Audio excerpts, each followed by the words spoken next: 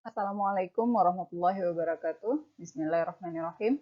Kita lanjutkan pertemuan farmakoterapi 1. Kali ini kita akan bahas farmakoterapi pada penyakit stroke. Dengan capaian pembelajaran dari perkuliahan kita kali ini yaitu sebagai berikut. Jadi diharapkan setelah menyelesaikan perkuliahan kali ini, kalian dapat membedakan penyakit cerebrovaskular atau penyakit stroke yang bisa jadi itu adalah transient ischemic attack atau ischemic stroke dan hemorrhagic stroke. Kemudian juga mampu mengidentifikasi faktor resiko yang berhubungan dengan ischemic stroke dan juga hemorrhagic stroke, serta menjelaskan patofisiologi dari ischemic stroke maupun hemorrhagic stroke. Dan kemudian juga perlu diketahui tanda-tanda klinis, ya, simptom dan gejala dari ischemic stroke serta hemorrhagic stroke. Kemudian seperti biasa, mengetahui target terapi dari penyakit stroke baik yang ischemic maupun yang hemorrhagic. Kemudian memahami serta dapat menjelaskan rencana pengobatan untuk terapi ischemic stroke dan juga hemorrhagic stroke, serta dapat membedakan terapi utama pada ischemic stroke dan juga hemorrhagic stroke. Berdasarkan definisinya, cerebrovascular disease atau disebut juga dengan stroke, itu merupakan suatu keadaan medis yang diakibatkan oleh berkurangnya aliran darah ke otak. Nah, hal ini dapat mengakibatkan penyampaian oksigen dan nutrisi yang dibawa oleh darah ke otak itu terhambat dan pada akhirnya mengakibatkan kematian sel. Kalian dapat lihat pada gambar ini, stroke itu secara umum terbagi atas dua. Ya, jadi ada yang disebut sebagai stroke iskemik yang diakibatkan oleh adanya hambatan aliran darah ke bagian tertentu dari otak. Ya, ini contoh daerah yang mengalami kekurangan suplai darah ke otak. Kemudian yang jenis kedua itu disebut sebagai hemorrhagic stroke yang terjadi karena adanya pembuluh darah di otak yang pecah, ya, yang akibatnya adalah terjadinya perdarahan di otak.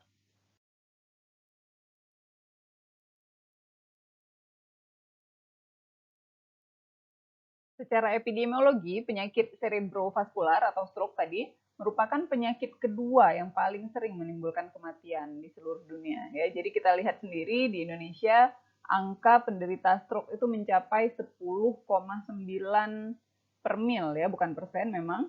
Angka ini memang cenderung rendah dibanding dengan prevalensi dari penyakit-penyakit yang sudah kita bicarakan sebelumnya. Ya.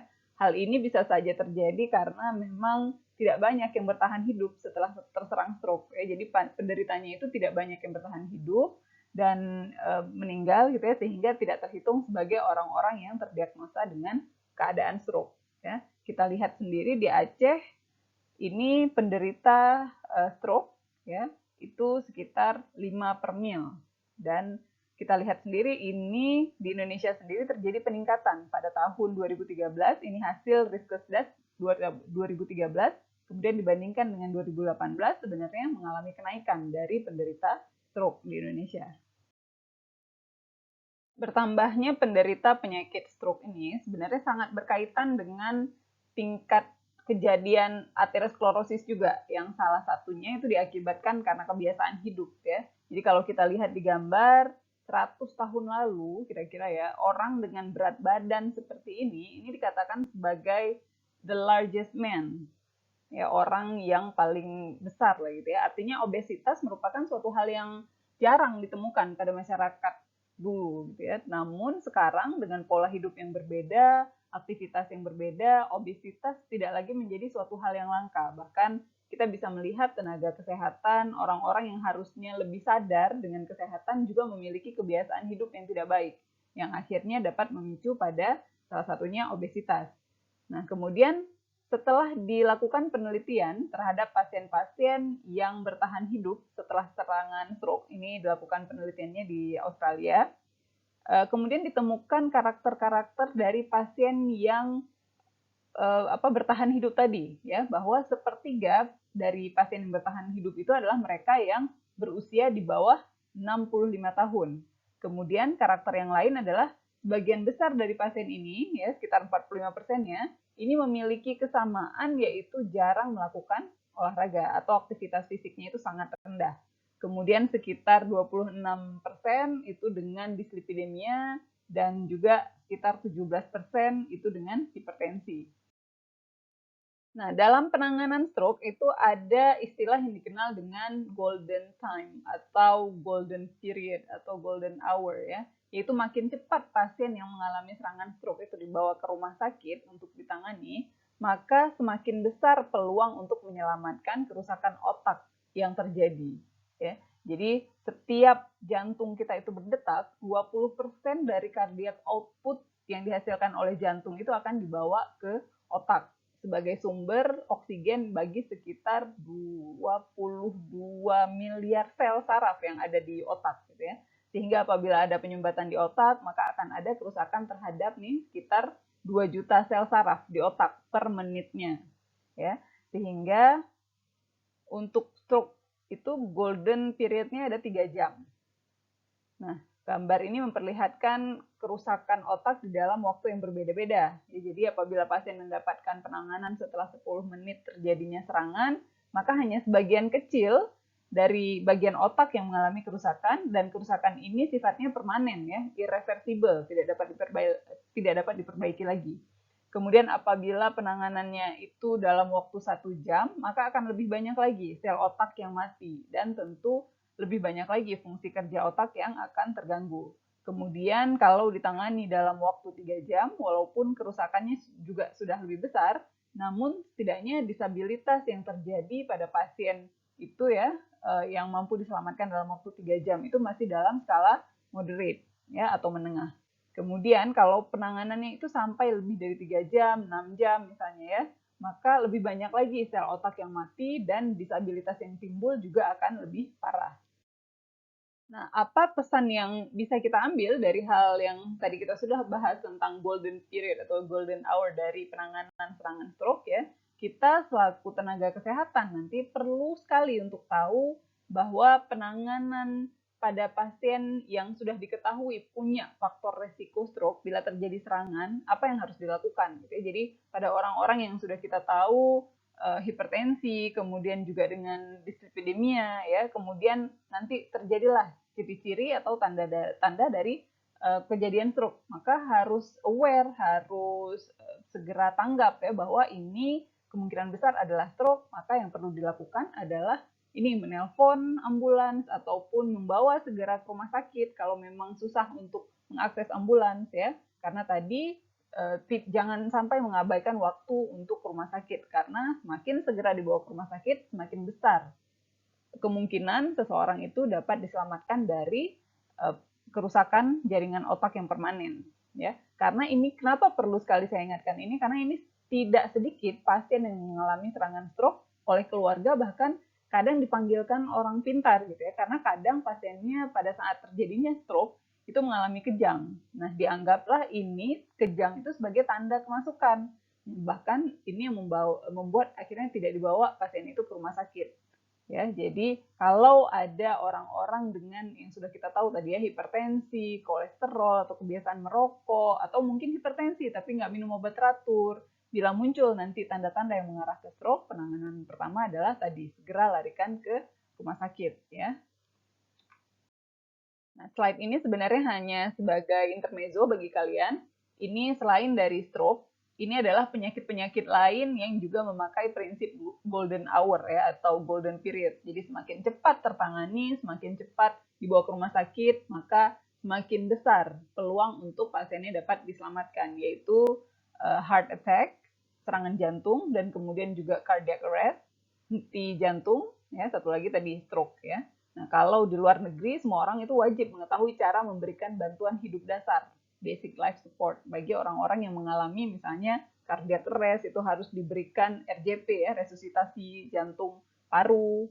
Nah, tapi kan kalau kita tidak, makanya langkah pertama yang harus dilakukan adalah membawa pasien yang dengan tanda-tanda, kalau kali ini kita bicara stroke ya, kita harus segera membawa pasien ini ke rumah sakit. Nah, walaupun ini saya tidak bicarakan lagi simptomnya karena ini khusus pada simptom yang terjadi pada orang-orang yang mengalami stroke iskemik. Sementara nanti kita juga akan bicarakan simptom pada pasien-pasien yang mengalami stroke hemorrhagic. Oke.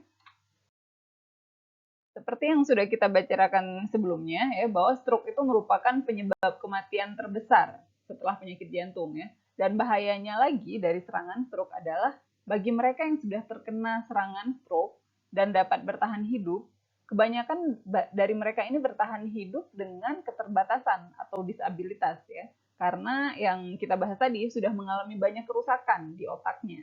Sehingga kalau ditunjukkan di slide ini 90% dari mereka yang bertahan itu mengalami efek sisa dari stroke. Misalnya yang paling sering yang kalian lihat itu adalah wajahnya menjadi tidak simetris, tapi masih bisa berfungsi, masih bisa berbicara gitu ya, ataupun tangan menjadi lemas, tapi juga masih bisa mengangkat gitu. Nah, itu sebagai salah satu contoh dari residual atau defisit effect dari stroke. Kemudian 70% dari mereka-mereka yang pernah terkena stroke itu juga mengalami disabilitas. Misalnya seperti yang kalian lihat pada gambar, kelumpuhan pasca stroke, ya, itu juga sering kita amati.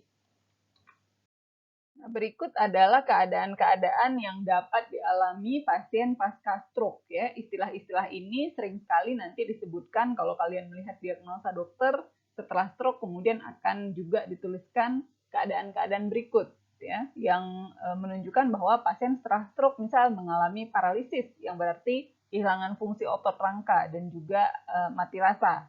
Kemudian bisa juga pasien mengalami hemiparesis. Hemiparesis itu kelemahan otot rangka atau anggota gerak di salah satu ya, hemiparesis itu di salah satu bagian tubuh. Kemudian bisa juga hemianopia, itu kehilangan penglihatan di salah satu mata, atau apasia. Apasia itu ketidakmampuan memahami omongan ataupun bahkan berbicara. Nah, kemudian bisa juga pasien mengalami apraksia, ketidakmampuan untuk mengontrol gerakan anggota gerak. Jadi yang sering kita lihat itu tangan atau kaki ya, sering goyang-goyang tanpa disadari oleh pasiennya sendiri.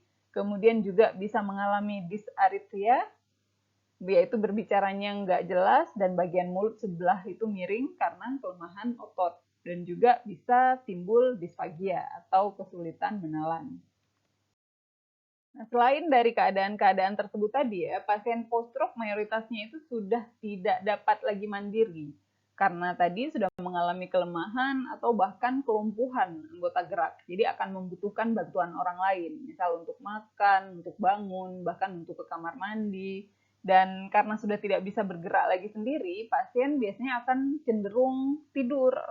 Dan kalau manajemen tidurnya itu tidak baik ya, misal rebahan terus pasiennya dan tidak pernah dibolak-balik rebahan atau tidurnya, itu bisa nanti menimbulkan masalah yang lain ya, yaitu ini decubitus ulcer.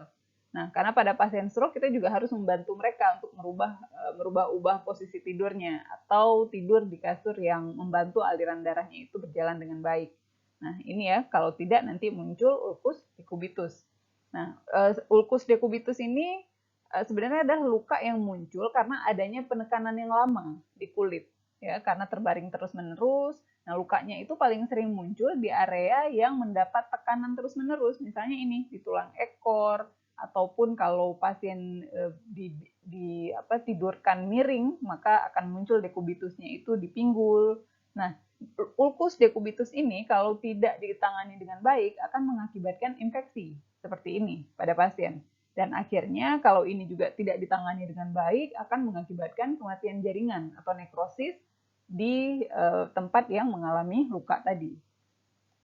Selain dari gangguan fisik ya dan juga fungsi kognitif, pasien setelah stroke juga dapat mengalami gangguan emosi. Nah, sering mungkin kalian mengamati ya pasien-pasien yang post-stroke itu emosinya menjadi tadi ya tidak stabil, kadang-kadang normal, namun tiba-tiba tanpa sebab bisa menangis, bisa tertawa ya. Nah, hal ini sebenarnya dapat terjadi karena memang ada kerusakannya langsung terhadap sel otak sehingga mengakibatkan perubahan terhadap ya karena tadi sel otak yang diganggu, maka bisa jadi fungsi dari sel otak itu salah satunya misal menghasilkan neurotransmitter yang berperan dalam mengatur emosi ya, seperti yang sudah kalian pelajari sebelumnya. Ada neurotransmitter yang terlibat dalam pengaturan emosi seperti serotonin, dopamin, adrenalin ya. Apabila sel otaknya terganggu ataupun rusak, maka neurotransmitter tersebut menjadi tidak bisa lagi disintesis ya. Akibatnya ya fungsi menjaga mood, ya, kemudian bahkan motivasi itu akan berkurang karena produksi dari neurotransmitter tersebut menjadi tidak ada ya. Nah, tapi bisa saja perubahan emosi ini terjadi karena memang respon alamiah dari pasien terhadap keadaan yang tidak menyenangkan buat pasien tersebut ya. Jadi tadi ya misalnya pasien kan harus makan itu dibantu, kemudian ke kamar kecil dibantu, selalu bergantung pada orang. Nah, ini kan bisa menimbulkan rasa sedih frustasi karena harus selalu bergantung sama orang ya. Karena biasanya dia mandiri, bisa mengerjakan kegiatan-kegiatan biasa itu sendiri, tapi pada saat setelah terjadinya serangan stroke dia harus bergantung dengan orang lain. Nah, ini kan bisa menimbulkan perasaan marah ya, dan juga merasa seperti ya tidak bermanfaat, merepotkan orang lain, dan ujung-ujungnya bisa membuat dia makin depresi ya. Jadi itu juga yang dikhawatirkan terjadi sebagai after effects-nya penyakit stroke ya. Kemudian kita lihat lagi efek-efek atau keadaan yang timbul setelah serangan stroke itu sangat bergantung pada bagian otak mana terjadinya kerusakan setelah stroke ya. Jadi apabila stroke itu terjadi atau kerusakan sel otaknya itu terjadi di bagian frontal lobe misalnya, maka after effect-nya itu lebih berupa gangguan-gangguan kognitif. Sementara jika yang mengalami gangguan itu di bagian misal lobus temporal, maka akan terjadi gangguan emosi ya. Jadi dua orang itu bisa saja dia mengalami serangan stroke yang berbeda, misal satu pasien mengalami stroke iskemik dan satu lagi stroke hemorrhagic. Namun after effect-nya itu bisa sama, karena apa? Karena tadi daerah yang terkena serangan itu bisa saja sama ya. Jadi sangat tergantung pada daerah otak yang mengalami kerusakan. Oke, tadi kita sudah bahas bahwa stroke itu sudah dapat dibagi atas dua jenis, yaitu stroke iskemik dan juga stroke hemorrhagic, di mana pembagian tersebut sebenarnya karena atau berdasarkan etiologinya, atau etiologi disebut sebagai penyebab terjadinya stroke ya. Karena ada juga pembagian stroke itu berdasarkan lokasi terjadinya stroke, ada stroke yang terjadi pada arteri atau yang terjadi pada lobus, atau ada juga yang membagi stroke itu dari cara penanganannya, misal major stroke atau deteriorating stroke ya, itu berdasarkan perburukannya sehingga nanti manajemennya akan berbeda lagi. Namun yang perlu kalian ketahui yang menjadi capaian pembelajaran kalian adalah ini ya, pembagian stroke berdasarkan etiologinya, yaitu stroke hemorrhagic tadi dan juga stroke iskemik. Nah, apabila kita lihat dari prevalensinya atau tingkat kejadiannya, maka di antara dua jenis stroke ini yang paling sering terjadi itu adalah stroke iskemik. Ya, kalau kita lihat di sini 88%, hampir 90% stroke yang terjadi itu adalah jenis stroke yang iskemik, ya. Sementara sisanya itu adalah stroke yang hemorrhagic. Nah, bahkan yang sudah kita bahas tadi bahwa penanganan stroke itu mengambil prinsip golden hour, itu sebenarnya khususnya lebih pada penanganan stroke iskemik. Ya, nanti kalau stroke hemorrhagic itu agak sedikit berbeda penanganannya. Nah, stroke hemorrhagic ini dia dibagi lagi atas atau kepada dua jenis stroke hemorrhagic ya. Ada yang disebut sebagai intracerebral atau intraparenchymal stroke hemorrhagic ya, itu terjadi karena adanya perdarahan di dalam otak ya, bukan nanti bedanya dengan yang subarachnoid. Nah, kalau yang intrakarnial itu intracerebral itu diakibatkan oleh pecahnya arteri di dalam otak sehingga mengakibatkan penuhnya jaringan di dalam otak itu dengan darah. Ya, pecah pembuluh darah dan kemudian darah mengalir sampai ke bagian intracerebral. Nah, kemudian yang kedua itu bagian dari hemorrhagic stroke itu adalah subarachnoid hemorrhagic. Itu adalah jenis stroke yang perdarahannya terjadi di luar jaringan otak namun masih di dalam tengkorak ya, tepatnya di lapisan antara lapisan tengah arachnoid mater dengan lapisan dalam atau pia mater ya. Nah, nanti kita akan bahas lagi lebih lanjut tentang bagaimana patofisiologi dari stroke hemorrhagic ini. Kemudian yang selanjutnya adalah stroke yang paling umum terjadi tadi ya, stroke iskemik. Ini dia disebabkan karena hilangnya suplai darah ke bagian otak. Nah, kemudian dibagi lagi berdasarkan etiologinya, stroke iskemik juga ada yang jenisnya atau disebabkan oleh penyakit aterosklerosis di cerebrovaskular sehingga menyebabkan hiperfusi, menurunnya aliran darah ke bagian otak, atau karena adanya emboli, ya, emboli arteriogenik. Kemudian ada juga stroke iskemik yang disebabkan oleh penyumbatan di arteri kecil yang membawa darah ke bagian dalam otak. Oke, jadi kalian lihat, ini disebut sebagai lacunar stroke biasanya ya. Nah, ini ada pembuluh darah atau arteri yang menyampaikan darah ke bagian dalam dari otak. Nah, disitulah terdapat ataupun terjadi kerusakan dari arteri tersebut, itulah yang nanti akan mengakibatkan terjadinya lacunar stroke disebut ya.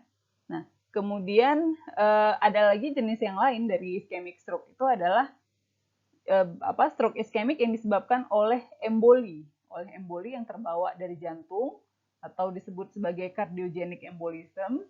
Nah, ini bisa diakibatkan oleh banyak penyakit jantung. Misalnya salah satunya adalah atrial fibrilasi ya, atau penyakit-penyakit jantung yang lain. Nah, kemudian jenis stroke yang iskemik yang lain adalah cryptogenic stroke, yaitu stroke yang tidak diketahui penyebabnya. Jadi bisa saja orang yang tidak dengan hipertensi, tidak dengan dislipidemia, maupun faktor-faktor resiko yang lain, namun tiba-tiba terserang stroke. Maka bisa jadi dokter akan mendiagnosanya sebagai stroke cryptogenic ini, ya, apabila penyebab terjadinya stroke tidak diketahui dengan pasti. Kemudian jenis yang terakhir adalah yang ini, stroke iskemik yang disebabkan oleh penyebab yang tidak umum, misal karena migrain, karena penyalahgunaan obat ya. Namun stroke ini sangat jarang, hanya 5% dari total kejadian stroke iskemik. Nah, oke, baik, tadi ada beberapa jenis stroke secara detail, walaupun yang sangat perlu untuk kalian tahu adalah hanya yang ini ya, ischemic stroke dan juga hemorrhagic stroke. Nah, kita akan bahas patofisiologi dari kedua stroke tersebut. Namun sebelumnya kalian juga perlu mengenal jenis stroke yang bukan stroke. Apa maksudnya? Ini adalah yang disebut dengan transient ischemic attack atau istilah awamnya mini stroke ya. Jenis stroke ini disebabkan oleh adanya bekuan darah yang terbawa dan akhirnya menutupi aliran darah. Nah, kenapa TIA ya atau transient ischemic attack ini bukan merupakan stroke, tapi bisa disebut sebagai mini stroke karena dia berlangsungnya transient ya, sementara ya, dan juga dia tidak menyebabkan gangguan permanen terhadap jaringan otak. Jadi nggak ada nanti after effect yang bersifat permanen pada orang-orang yang mengalami transient ischemic attack.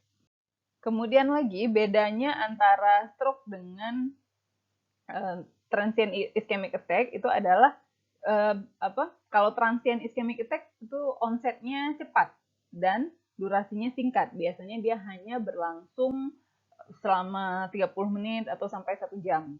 Kemudian orang yang terkena serangan TIA ini bisa segera pulih dan bahkan kayak nggak pernah mengalami serangan apapun. Nah, tanda dan gejala yang paling sering muncul pada orang yang mengalami TIA ini sering disingkat dengan FAS. Dan T adalah apa yang harus dilakukan nanti ketika kita melihat tanda-tanda ini muncul pada seseorang. Jadi F-nya itu adalah face is uneven, kemudian A-nya itu adalah arm is weak ya.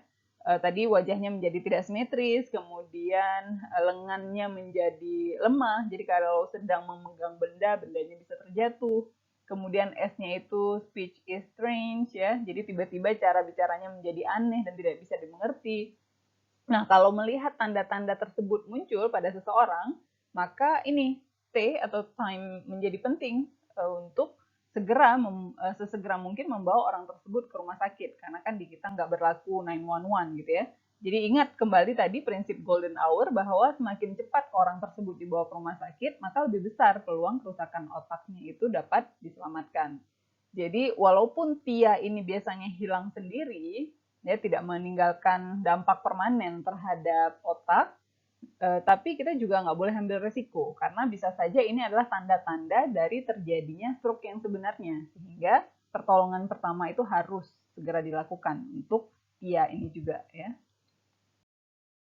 Nah, Namun walaupun TIA tadi bukanlah stroke yang sebenarnya, TIA tadi disebut juga mini stroke karena secara patofisiologi ya mekanisme terjadinya TIA ini sebenarnya hampir sama dengan patofisiologi terjadinya stroke, yaitu adanya penurunan atau aliran darah adanya penurunan atau gangguan aliran darah di otak namun tanpa terjadinya infak atau kematian di jaringan otak.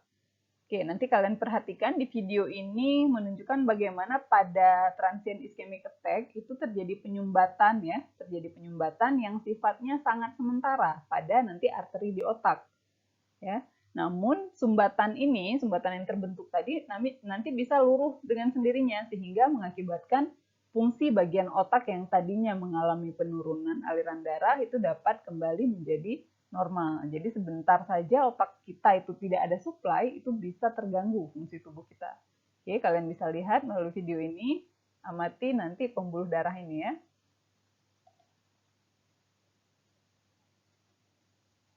Oke. Jadi clotnya atau bekuan darah ini sebenarnya kalau clot atau bekuan darahnya itu tidak terbentuk di pembuluh darah ini, terbawa dia ya dari bagian pembuluh darah yang lain terbawa ke sini, itu sudah disebut emboli. Kalian lihat tadi embolinya itu bisa luruh segera ya, itu yang terjadi pada transient ischemic attack.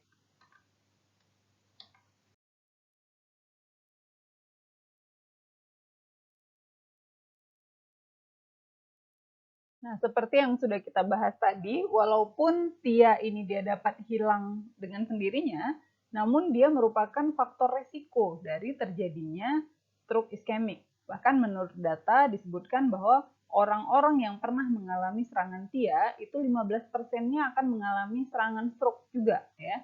Sehingga jika seseorang sudah mengalami TIA, jadikan itu sebagai warning, alarm untuk mencegah jangan sampai terjadi stroke pada orang tersebut. Ya. Berikut kita akan lanjut dengan patofisiologi dari dua jenis stroke yang tadi sudah kita bahas.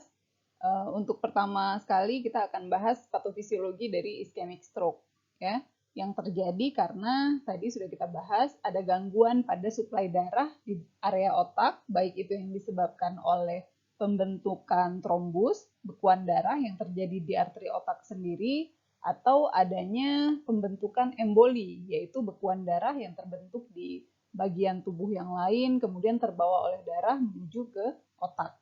Ya. Apa yang terjadi pada ischemic stroke, kalau kita lihat secara patofisiologinya, pada tahap awalnya itu terjadi gangguan suplai darah ke otak yang akan mengakibatkan jaringan di otak ini mengalami hipoperfusi, yaitu penurunan aliran darah. Kemudian akibat penurunan aliran darah pasti terjadi hipoksia, penurunan kadar oksigen yang masuk ke otak, dan akhirnya terjadi kematian di sel otak atau nekrosis. Ya. Kalau tadi kita bicarakan bahwa salah satu yang menyebabkan gangguan suplai darah adalah karena pembentukan trombus. Pembentukan trombus sendiri biasanya diawali dengan adanya deposit, ya, deposit dari lipid di dinding pembuluh darah, seperti yang sudah kita bahas di topik aterosklerosis sebelumnya. Kalau pada coronary artery disease, aterosklerosis itu terjadi di arteri koroner, maka pada stroke, aterosklerosisnya itu terjadi di arteri cerebral, ya.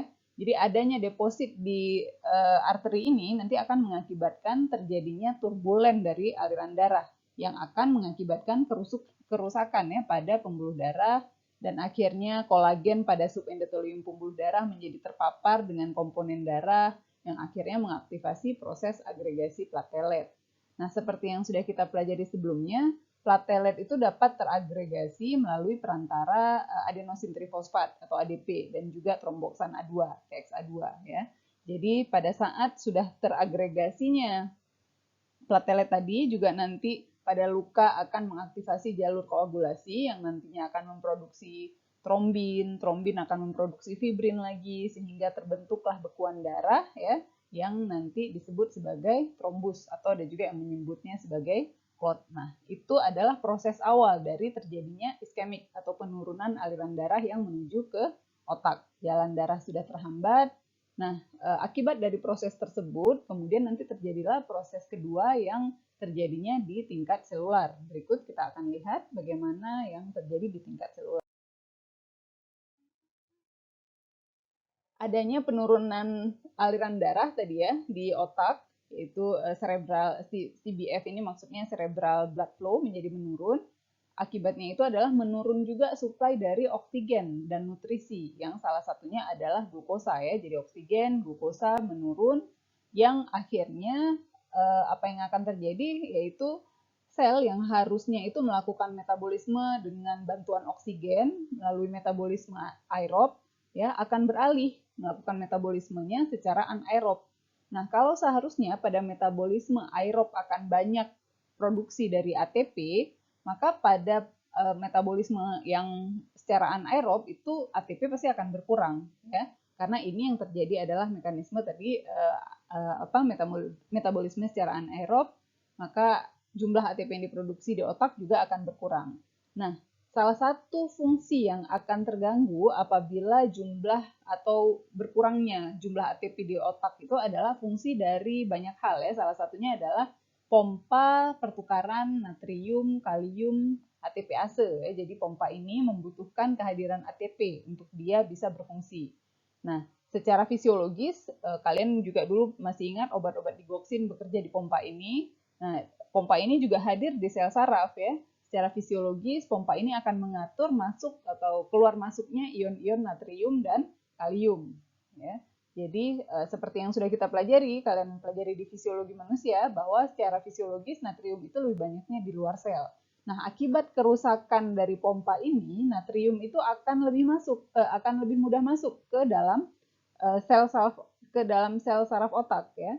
Karena banyaknya natrium yang ada di dalam sel, maka akhirnya nanti air juga akan masuk ke dalam sel untuk mengencerkan konsentrasi dari natrium. Selanjutnya terjadilah edema ya di dalam sel saraf.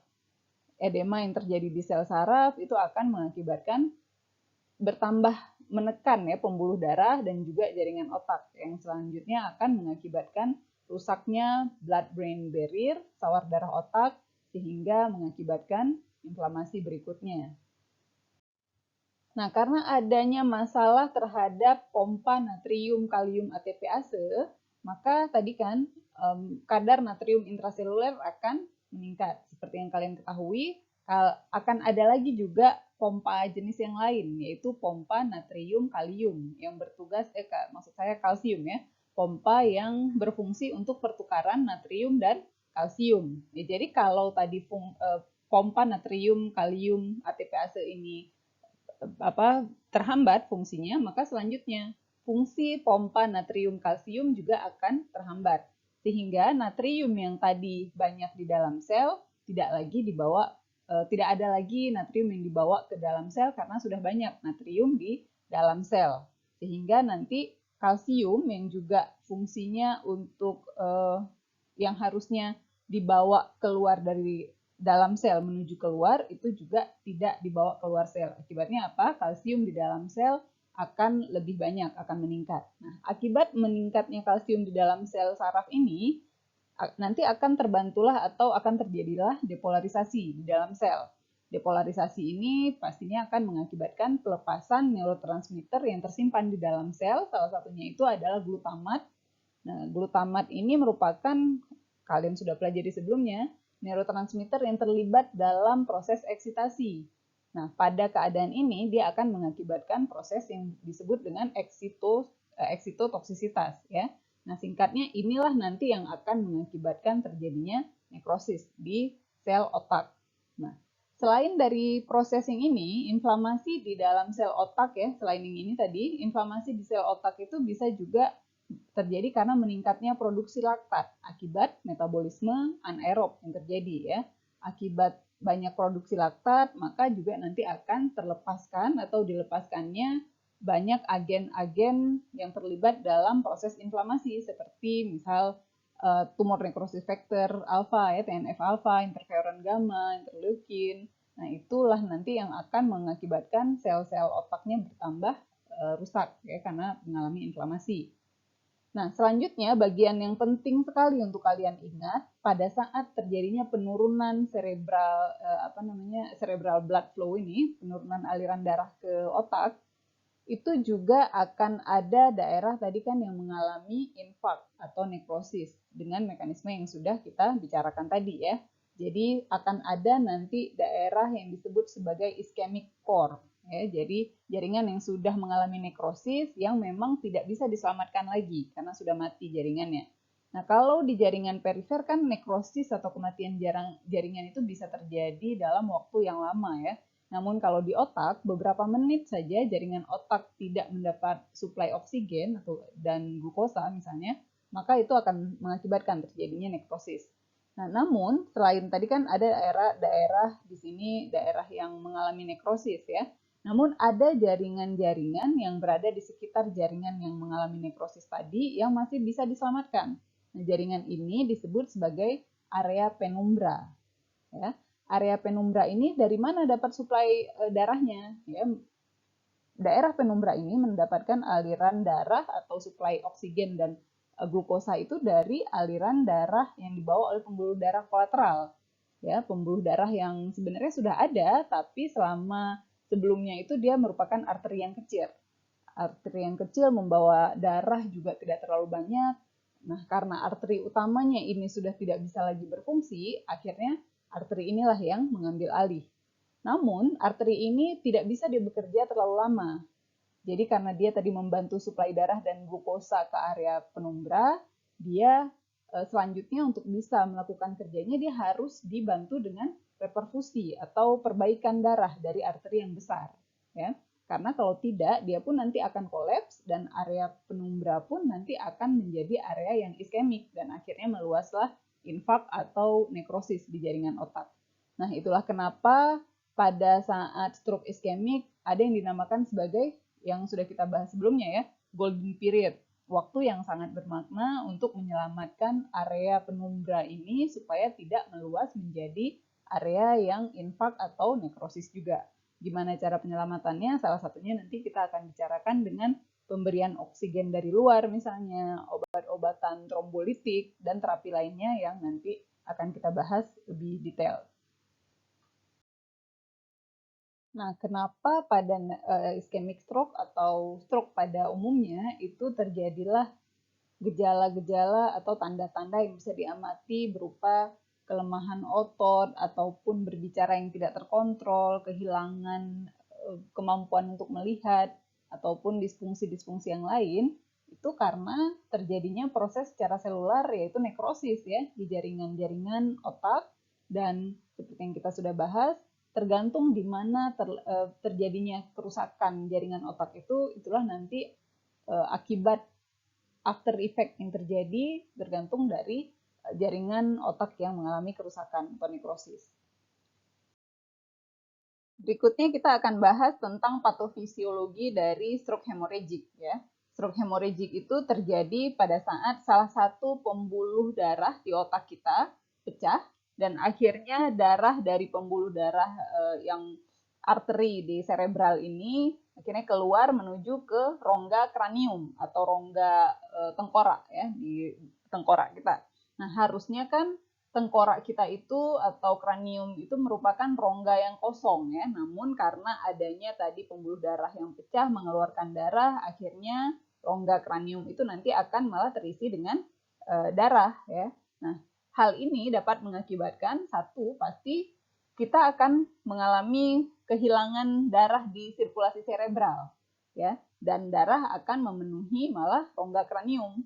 Lihat di sini ada yang dia nanti menuju ke bagian dalamnya cerebral yang disebut sebagai intracerebral hemorrhagic ya. Hemorrhage intracerebral itu berarti darah yang tadi keluar dari pembuluh darah dia akan memenuhi bagian intracerebral, atau dia bisa menduduki darah yang tadi keluar dari pembuluh darah akan menduduki bagian subarachnoid atau di bagian subdural atau bagian epidural.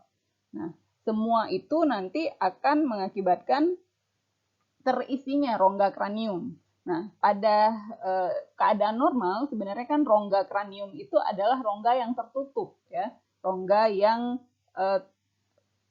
tertutup maksudnya dia nggak punya jalan keluar. Artinya kalau sudah ada darah di situ, maka darah tidak bisa mengalir. Dia akan tetap di dalam rongga dan akibatnya adalah membuat tekanan di dalam rongga itu menjadi lebih besar, ya. Membuat tekanan di dalam rongga ini akan meningkat. Inilah yang disebut dengan peningkatan tekanan intrakranial pada saat terjadinya stroke hemorrhagic. Yang salah satu keluhan yang dirasakan oleh pasien pada saat peningkatan tekanan intrakranial ini adalah nyeri kepala yang sangat hebat. Jadi orang yang stroke hemorrhagic atau orang yang mengalami kecelakaan dan mungkin ada trauma, luka di kepalanya, bisa mengalami peningkatan tekanan intrakranial dengan mekanisme seperti ini.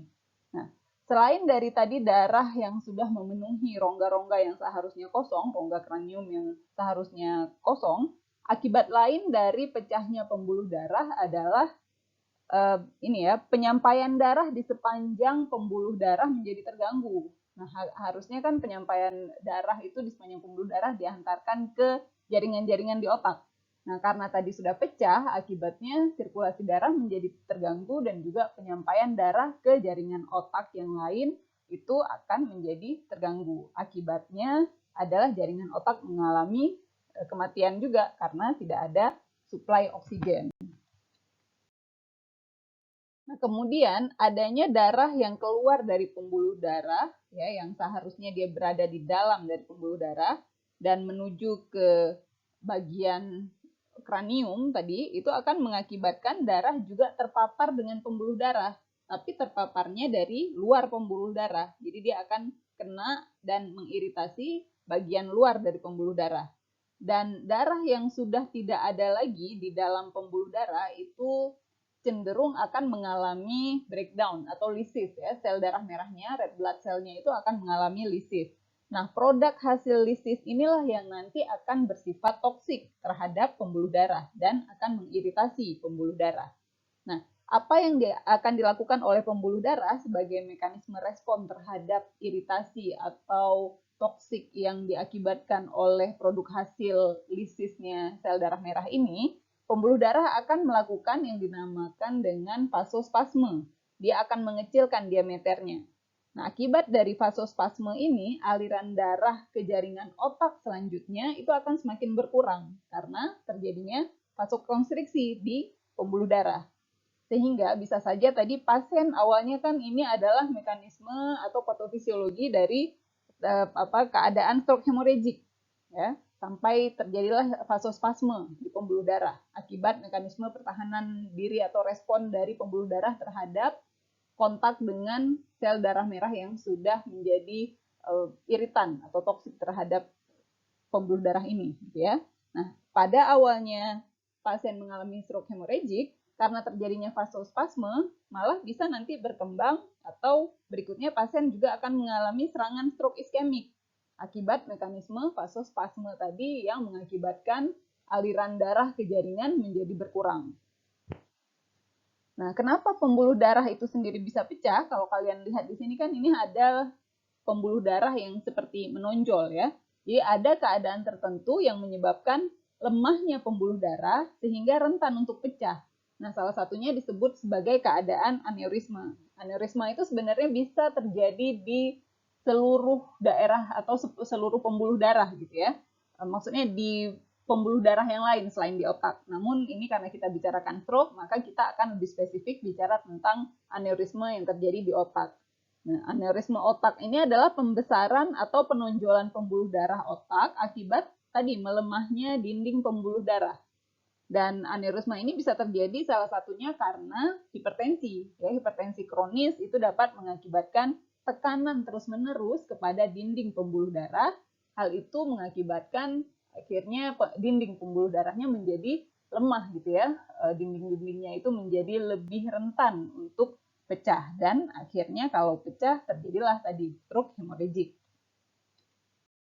Nah, penyebab lain dari stroke hemorrhagic itu adalah suatu keadaan yang disebut dengan arteriovenous malformation. Ya, keadaan arteriovenous malformation ini adalah keadaan yang sebenarnya terjadi karena cacat bawaan atau kongenital, ya. Jadi cacat yang terjadi pada saat pembentukan janin pada saat di kandungan. Nah, apa yang terjadi pada saat keadaan normal itu seharusnya kan pembuluh darah kita, arteri dengan vena itu berada dengan keadaan yang seperti ini. Jadi bila diurut dari diameternya, maka yang paling besar diameternya adalah arteri, kemudian mengecil di bagian arteriol, kemudian mengecil lagi di daerah kapiler. Nah, di kapiler lah juga tempat pertemuan antara arteri dengan vena, gitu kan? Karena pembuluh darah tersebut bertemu di sini, sehingga terjadilah penyaluran darah yang sudah kaya dengan CO2 ke vena gitu, yang kemudian nanti akan dibawa kembali ke jantung. Sementara urutan dari vena itu urutannya dari diameter kecil ya di kapiler vena, kemudian membesar lagi di venul, kemudian membesar lagi di vena. Anatomi yang normal kan seperti itu ya. Jadi darah itu mengalir dari pembuluh darah arteri yang diameternya besar, kemudian menuju ke arteriol yang lebih kecil lagi sampai dengan kapiler. Nah, tujuan darah mengalir dari diameter yang besar ke kecil ini sebenarnya karena tekanan darah pun di arteri ini dibandingkan dengan arteriol itu adalah lebih besar di arteri. Sehingga adanya perbedaan diameter itu juga memungkinkan supaya tekanan darah ya yang berasal dari satu bagian pembuluh darah ke bagian pembuluh darah selanjutnya itu bisa menurun perlahan-lahan. Sehingga ada penurunan tekanan dari darah perlahan-lahan ya terhadap dinding pembuluh darah. Nah, apa yang terjadi pada keadaan arteriovenous malformation adalah tidak adanya pembuluh darah kapiler yang memperantarai pertemuan antara arteri dengan vena. Sehingga darah itu terbawa dari arteri dengan tekanan yang lebih besar akan sampai ke vena ya dengan tekanan yang sama besarnya. Sehingga terlihat seperti ini. Sehingga apabila ini terjadi terus-menerus, akhirnya dinding pembuluh darah vena yang biasanya itu menerima darah dari tekanan yang kecil, tapi karena keadaan malformasi ini dia menerima darah yang sampai ke vena ini adalah berasal dari tekanan yang masih besar, gitu ya. Sehingga akhirnya pembuluh darah vena tidak sanggup menghadapi tekanan tersebut dan pecahlah pembuluh darah vena yang merupakan salah satu sebab terjadinya stroke hemorrhagic. Okay. Berikut adalah tanda-tanda dan juga simptom-simptom atau gejala-gejala yang sering dikeluhkan pada orang-orang atau pasien-pasien yang didiagnosa dengan stroke hemorrhagic. Ya. Salah satunya adalah sakit kepala. Sakit kepalanya itu biasanya dikeluhkan sangat-sangat hebat ya. Dan ini sudah tadi kita bahas, ini dikarenakan adanya peningkatan tekanan intrakranial ya di kepala kita, sehingga tekanan itulah yang menimbulkan nyeri kepala yang sangat hebat. Kemudian bisa juga muncul rasa mual dan juga mau muntah. Nah, ini bisa disebabkan karena adanya tekanan terhadap kemoreseptor trigger zone yang menjadi pusat mual dan muntah, ya itu diaktifasi sehingga muncul gejala ini. Kemudian ada juga yang melaporkan gejala fotofobia, yaitu lebih sensitif terhadap cahaya, lebih peka dengan cahaya, menjadi nggak bisa buka mata karena silau gitu ya, itu juga sama mekanismenya. Dan juga ada yang dengan gejala nyeri di leher atau kekakuan di leher serta di bagian tengkuk. Ya. Berikut kita akan melihat apa saja yang menjadi faktor resiko ya dari penyakit stroke, baik faktor resiko yang tidak dapat diubah maupun faktor resiko yang dapat diubah, gitu ya.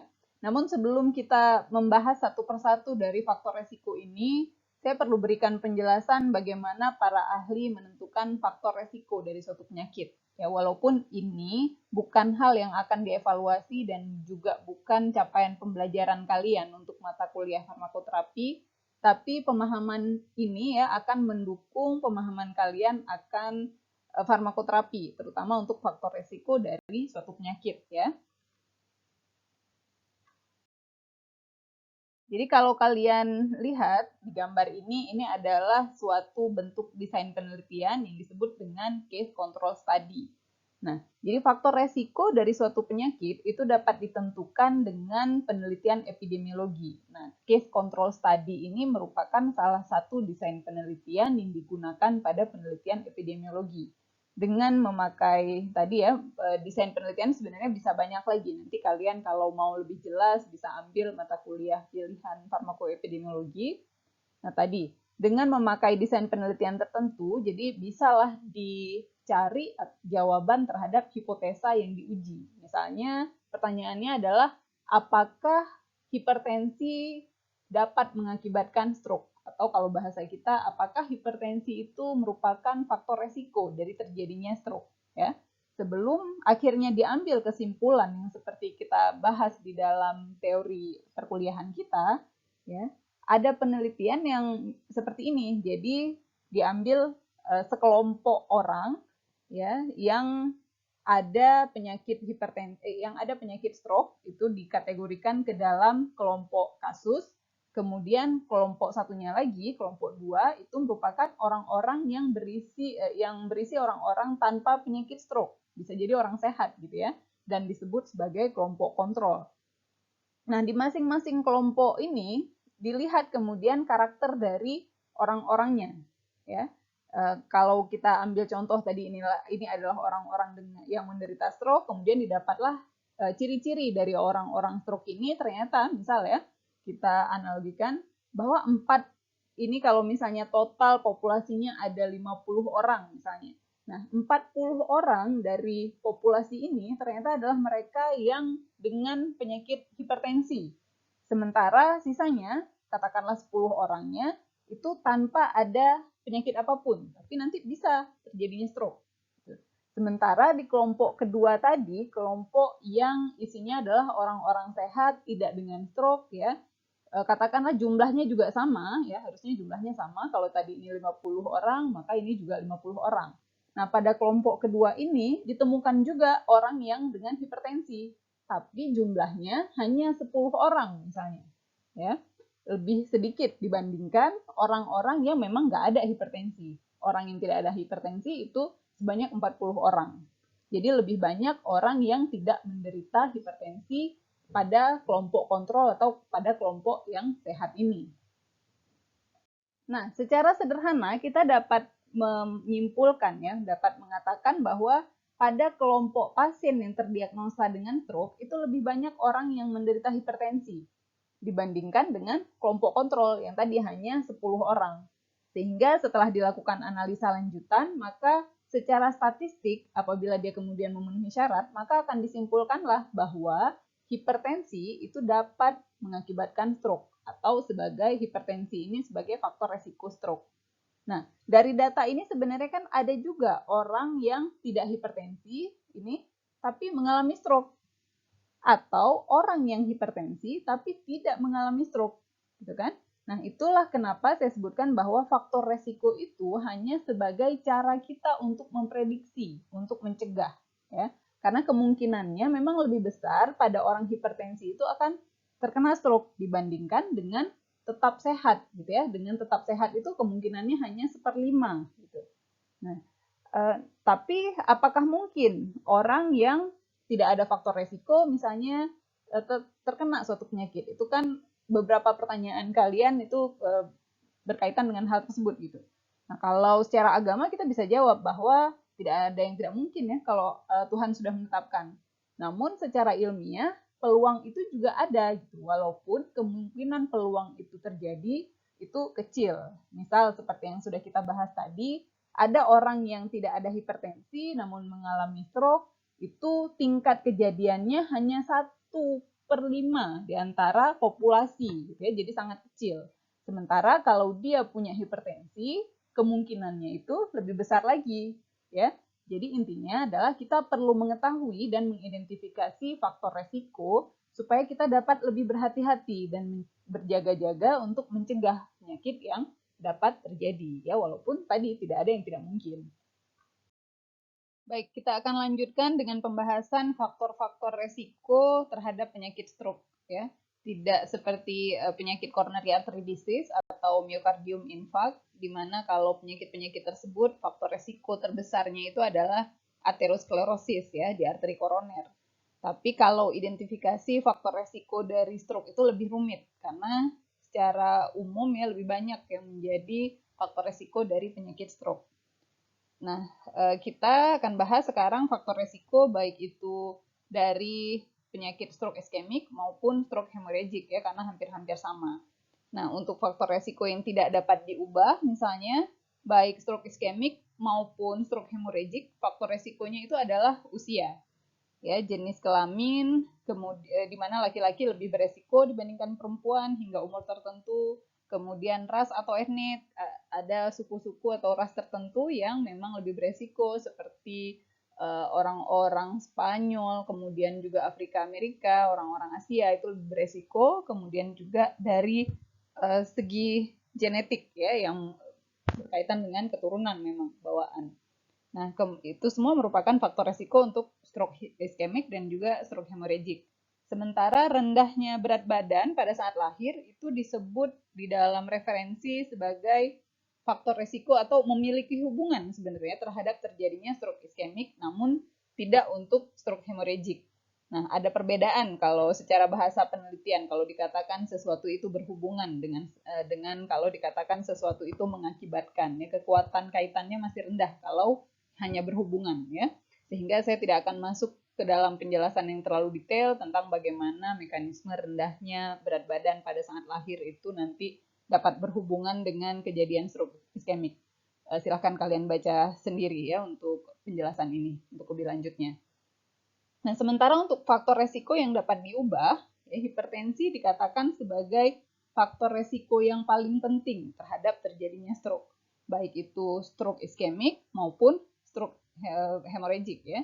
Jadi tingginya tekanan darah akan mengakibatkan tingginya tekanan darah terhadap dinding arteri ya, itu akan mengakibatkan perubahan pada endotelium otot polos dan dalam hal ini adalah otot polos arteri intracerebral sehingga meningkatnya tekanan darah tadi juga akan meningkatkan stres di mana di endotelium yang akan mengakibatkan pastinya permeabilitas dari pembuluh darah serta karena di otak itu ada sawar darah otak, permeabilitas dari blood brain barrier juga akan meningkat sehingga lebih banyak nanti cairan yang akan dapat masuk ke dalam pembuluh darah cerebral dan memicu udem ya.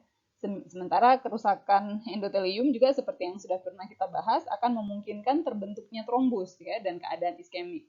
Nah, apabila arteri cerebral juga sebelumnya sudah mengalami aterosklerosis, hipertensi akan memperparah keadaan aterosklerosis dengan meningkatkan resiko inflamasi terhadap pembuluh darah karena adanya tekanan yang tinggi di arteri cerebral tersebut ya. Kemudian apabila terbentuk nanti trombus, nah, kemudian terjadilah stenosis ya penyempitan, itulah yang nanti akan memicu terjadinya stroke iskemik ataupun kalau terjadinya ruptur dari pembuluh darah, itulah yang merupakan sebab terjadinya stroke hemorrhagic. Nah, berikutnya penyakit-penyakit jantung seperti atrial fibrilasi, ini tulisannya tidak terlihat, ataupun myocard infarct, itu juga dapat menjadi faktor resiko penyakit stroke ya.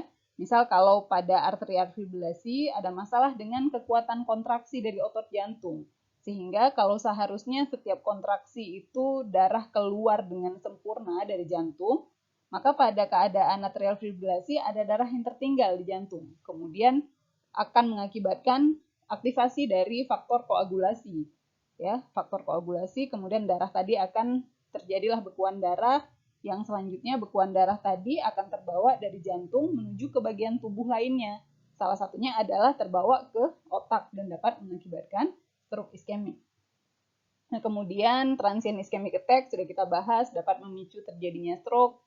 Kemudian diabetes ya, di mana diabetes itu dapat memicu terjadinya stroke karena pada keadaan diabetes itu konsentrasi gula darah tinggi dan itu akan dapat memicu kerusakan terhadap endotelium ya sehingga mengakibatkan disfungsi endotelium, terjadi inflamasi dan hal yang sama yang sudah kita bahas pada pembahasan aterosklerosis dan akhirnya bisa juga memicu pembekuan darah atau trombus dan selanjutnya bisa mengakibatkan terjadinya stroke iskemik atau stroke hemorrhagic.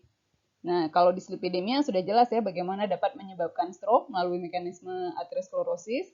Kemudian ada juga faktor gaya hidup yang seperti salah satunya misalnya merokok ya, merupakan hal yang dapat mengakibatkan terjadinya stroke.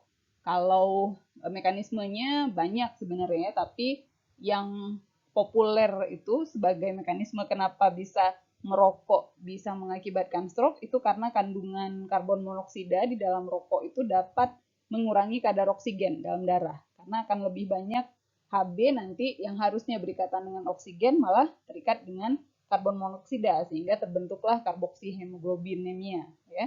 Rokok juga dia kan memiliki senyawa-senyawa toksik ya, senyawa toksik yang sebenarnya itu adalah senyawa oksidatif ROS, reaktif oksigen species, yang dapat meningkatkan aktivitas dari agregasi platelet ya, dan dapat juga memicu terjadinya aterosklerosis karena tadi ROS-nya akan mengakibatkan inflamasi di endotelium, dan berikutnya terjadi seperti apa yang sudah kita bahas dengan proses atau mekanisme terjadinya aterosklerosis.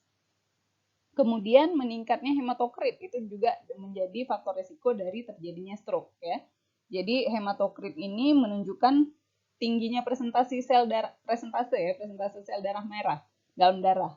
Jadi kalau misalnya meningkat presentase sel darah merah di dalam darah kita, itu juga dapat menjadi faktor resiko terjadinya stroke, khususnya stroke iskemik, dikarenakan kalau meningkatnya level hematokrit, maka akan meningkat juga viskositas darah, dan ini akan meningkatkan resistensi perifer ya, resistensi perifer, dan akibatnya akan menurunkan perfusi ataupun aliran darah ke bagian di cerebral gitu ya. Selanjutnya sickle cell disease. Nah, itu adalah suatu penyakit kelainan pada sel darah merah. Jadi bentuk sel darah merah itu seperti bulan sabit. Nah, sel darah merah dengan bentuk seperti ini, dia itu akan cenderung lebih mudah menempel di bagian endotelium, pembuluh darah kita.